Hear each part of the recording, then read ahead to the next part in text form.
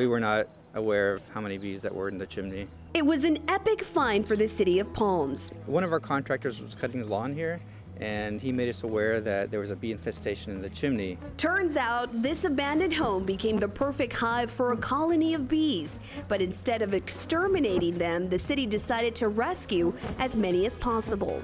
Bees are important for, pollination, for all that.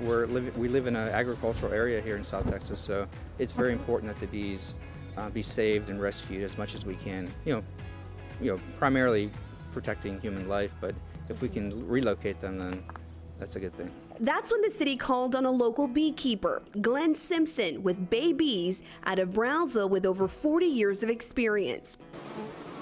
Glenn and his team quickly flew into action and descended upon the dilapidated home on 1309 Cedar. We had to improvise, but we got up to the top and we thought it would be a fairly small colony.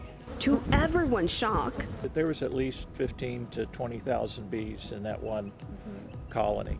they finally understood what all the buzz was about. They were attached to a board that was on top of the chimney. We removed that board and started cutting out comb. We got it as deep as we could, and we were able to save as much brood, which is the baby bees and some of the workers. But we had no idea the extent of it down inside the chimney. Simpson thinks that this may have been years in the making. So as the beekeepers worked on safely extracting all of them, not all the stingers were behaving. We were actually stationed across the street, thinking we were, at a nice distance.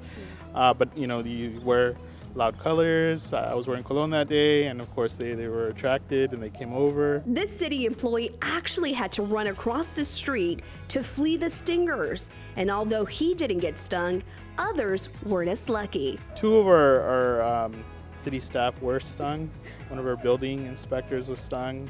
He was here to make sure that access to the structure was appropriate, and one of our firemen was also stung. So if you find yourself in a sticky situation, First thing is to back away from them.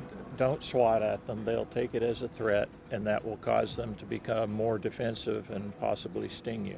They don't like black. They consider black associated with black bears, and so they will actually sting you more frequently if you're wearing a black shirt. during this whole process, they extracted over 200 pounds of honey, a massive amount that unfortunately had to be thrown away because of a contamination from smoke used to usher them out. Today, these pollinators are living in a bee farm in Lyford. Just goes to show you, these flying insects could be just about anywhere.